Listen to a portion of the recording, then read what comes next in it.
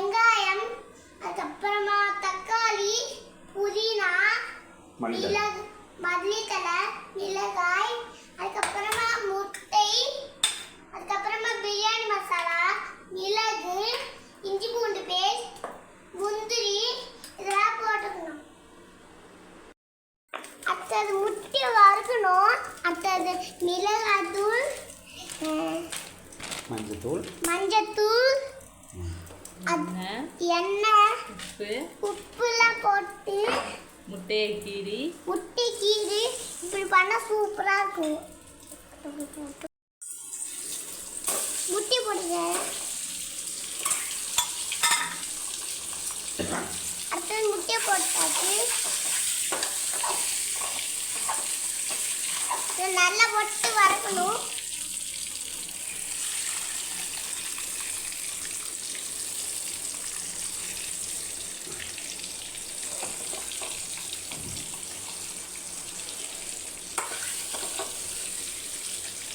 இந்த மாதிரி செய்யணும்.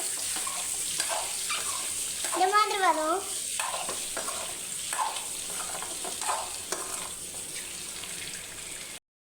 என்ன சொல்ல போறேன், அடுத்தது கொஞ்சம் எண்ணெய் ஊற்றிக்கணும். தேங்காய் எண்ணெய் நெய் ரெண்டும் சேர்த்து ஊற்றிக்கிட்டா டேஸ்ட்டு நல்லாயிருக்கும். ஆமாம். பட்டை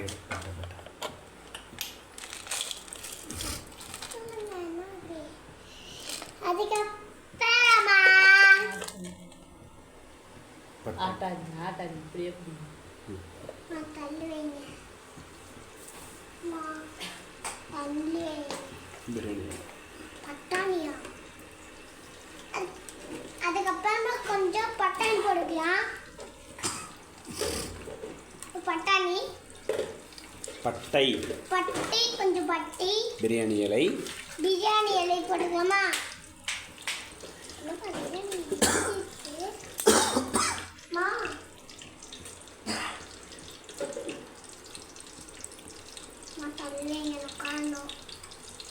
அதுக்கப்புறமா இதெல்லாம் போட்டு சொன்னேன். இதெல்லாம் போடணும். கொஞ்சம் வெங்காயம் போடணும்.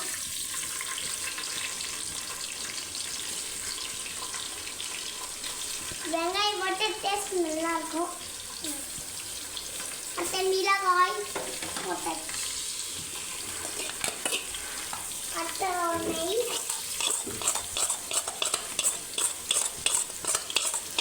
முட்டை வறுத்த அந்த எண்ணெயை கொஞ்சம் ஊற்றிக்கலாம். அந்த எண்ணெய் நல்லா தான் இருக்கும், டேஸ்ட்டாக தான் இருக்கும். இது மசாலாலாம் போட்டனால கொஞ்சம் கருப்பாக இருக்குது, அவ்வளோதான்.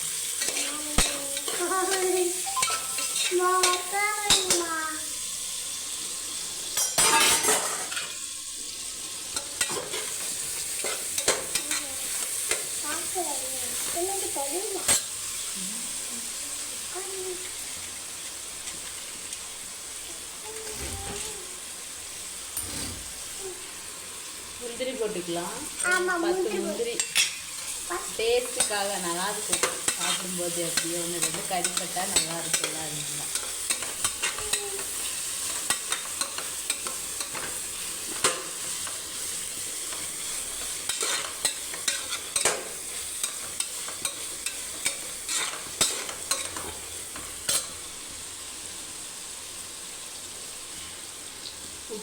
வெங்காயம் வணங்கிறதுக்காக கொஞ்சம் உப்பு போட்டுக்கலாம்.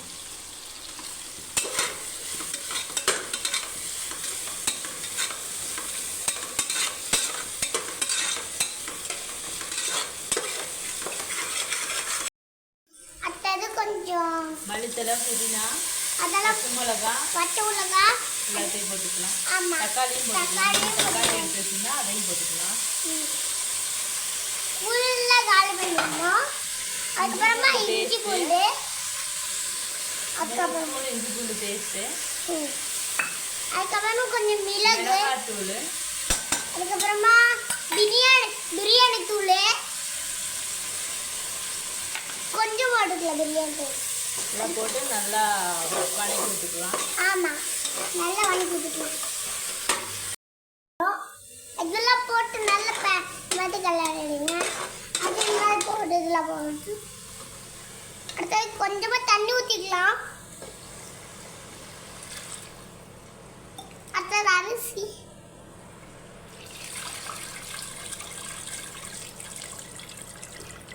நாங்கள் சீரக சம்பா எடுத்திருக்கோம். நீங்கள் வீட்டில் சாப்பாடு செய்கிற நார்மல் அரிசியிலே செஞ்சுக்கலாம். 1:1. சீரக சம்பானா 1:1 தண்ணி ஊற்றுங்க. அளவு கரெக்டாக இருக்கும். சாப்பாடு நல்லா உதிரி உதிரியாக வரும். ஒரே விசில். ஒரே ஒரு விசில் விட்டு கொஞ்ச நேரம் ஒரு 5 நிமிஷம் தம்மு போட்டு எடுத்திங்கன்னா சூப்பராக இருக்கும் சாப்பாடு. தண்ணி ஊற்றியாச்சு. உப்பெல்லாம் அளவாக இருக்கான்னு பார்த்துட்டு கொஞ்சம் தண்ணி கொதிக்கும் போது அரிசியை போட்டு மூடி வச்சிடலாம். தண்ணி ஊற்றிக்கோங்க. தண்ணி கொதிச்சிருச்சு. அரிசி போட்டுக்கலாம். ஆமாம், கொஞ்சம் அரிசி.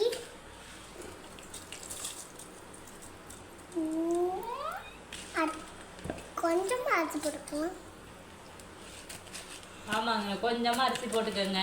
உங்கள் வீட்டு குட்டீஸ் எல்லாம் சாப்பாடு கொடுக்காம விட்டுருங்க. சரியாம்மா?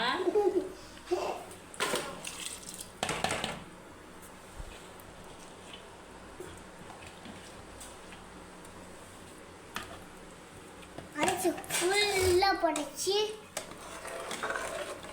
இதை கலக்கிக்கணும்.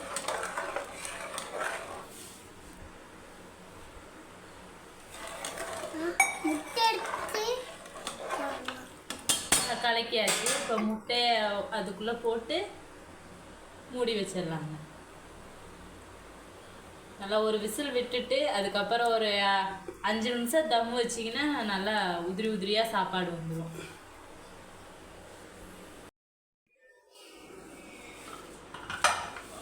எடுத்துட்டி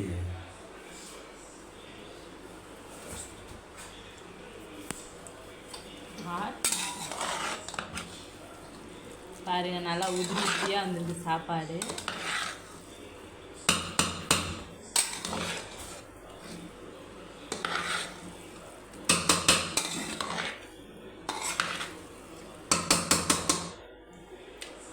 ஒரு தயிர் வெங்காயம் வச்சு சாப்பிட்டிங்கன்னா சூப்பராக இருக்கும். செஞ்சு பார்த்துட்டு எப்படி இருக்குன்னு சொல்லுங்கள். இப்போ நம்ம டேஸ்ட் பண்ணி பார்க்கலாம். இப்போ நல்லா இருக்கு, நல்லா வெந்திருக்கு. இப்போ லைக் பண்ணுங்க, கமெண்ட் பண்ணுங்க, ஷேர் பண்ணுங்க. பாய் பாய்.